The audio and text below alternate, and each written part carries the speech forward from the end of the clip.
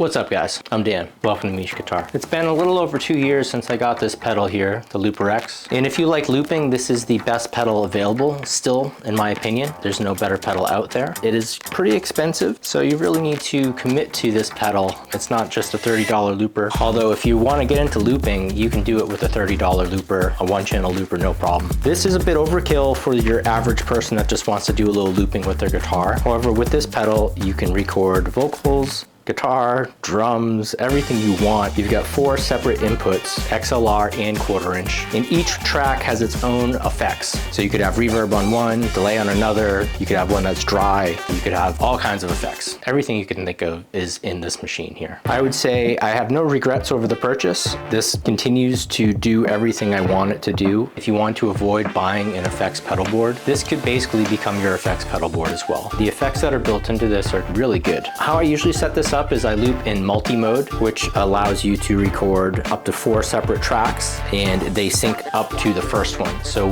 whatever the tempo is on the first track that you set, the other tracks are going to loop to that same cadence. Who's the Looper X for? I'd say it's for guitarists, vocalists, keyboardists, percussionists, basically anyone wanting to loop their own music or play along to pre-recorded tracks live or in a studio setting. Functionality of a looper that you'd expect: record, play, stop, making loops and overdubs, menu navigation, and track management pretty easy while you're live. Another thing that a lot of people don't know is you can actually use this looper as your audio interface via USB.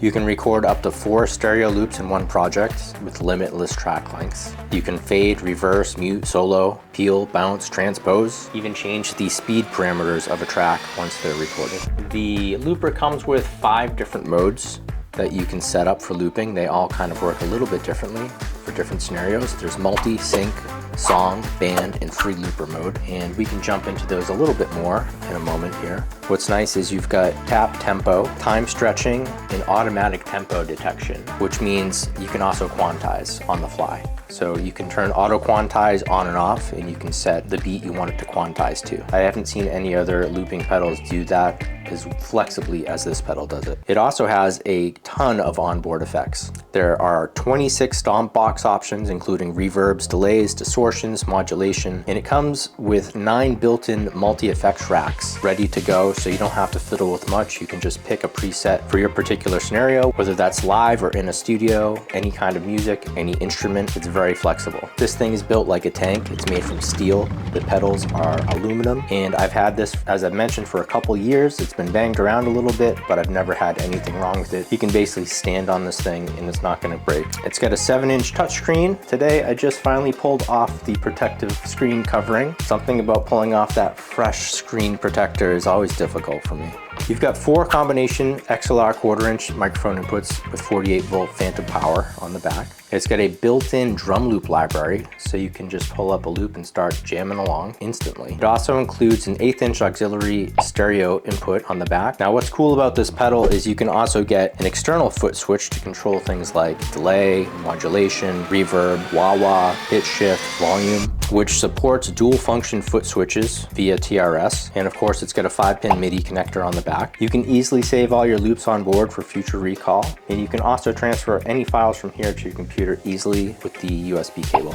And I'll say it again, a lot of people don't realize that you can actually use this pedal as your audio interface within your DAW. So to get to the looper's functionality, you click this button here, which opens up the menu, all of your options. You can set the type of loop you want here. There are 5 different types of loops. If you go to looper mode, we've got multi, sync, song, band, and free. Each one has a description of how they work. Track length and quantize. A lot of people asking me, how do you quantize on this? All track measures. I leave it on auto, and I like to quantize to the nearest eighth. You can also sync your audio to the tempo and turn on and off time stretching. I typically leave those off, but they do work well. As I mentioned, there are a ton of onboard effects. I'll just show you by going into one of the tracks. You can either have the effects pre or post, click the plus sign, and as you can see, you have all of these options here. So edge rack, okay, so here's all the pedals in edge rack. You can choose to turn on and off. You can select a preset, and as you can see, these are all the different presets within Ed's presets. You've got a ton of presets ready to go, and if you want to choose a regular, just single effect, say you want just a single effects, you can choose all your pedals here. They're very graphical. They include pictures of exactly what you want. Whammy pedal, wah pedal, vinyl, transient, spring, smart tube, pitch, bumper, reverb, octaves, overdrive, gate, harmonize, doubler, distort, amp, chorus, degrade, all kinds of stuff that you can choose. You can also choose by category. If you're a guitar player and you want effects that are handy for guitar, I'll often go into the vocal here because I will often just manually choose a reverb that I want. And even when you're in the vocal effect, it's got its own presets for vocal.